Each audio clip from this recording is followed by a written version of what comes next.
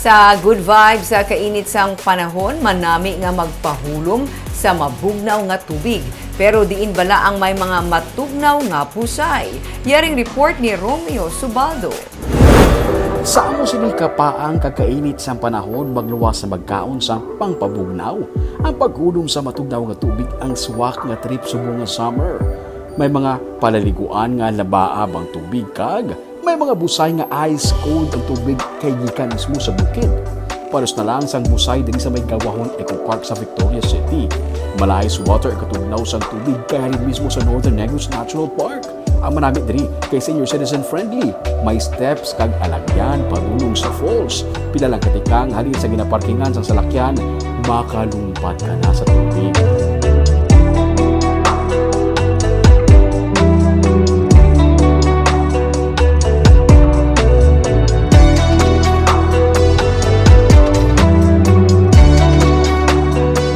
Sa mga may puwar sa pagkagiling ng adventure, ang pulang tubig waterfall sa Barangay Patag sa Silay ang manami man na paliguan.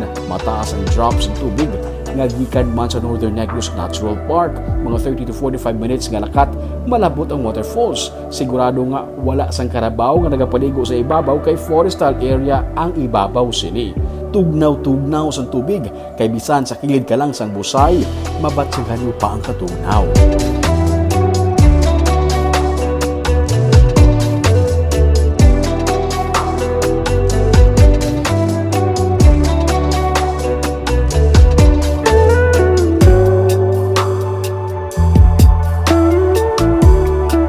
Kag kung gusto mo naman maligo sa matugnaw nga busay plus may upod nga kalingawan, ang Padudusan Waterfalls and Natural Slides sa Canlaon City, Negros Oriental ang swak para sa inyo.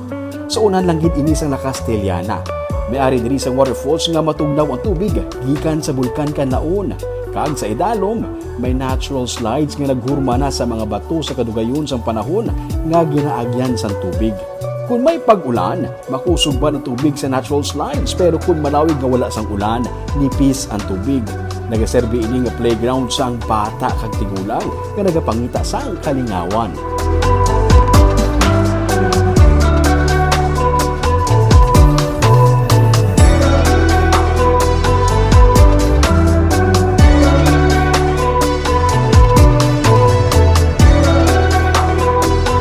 Lamang ini sa ginatos ka mga busay nga makita sa isla sang Negros, pero ang ini nga mga busay ice cold ang tubig gan isampat sa panahon subong.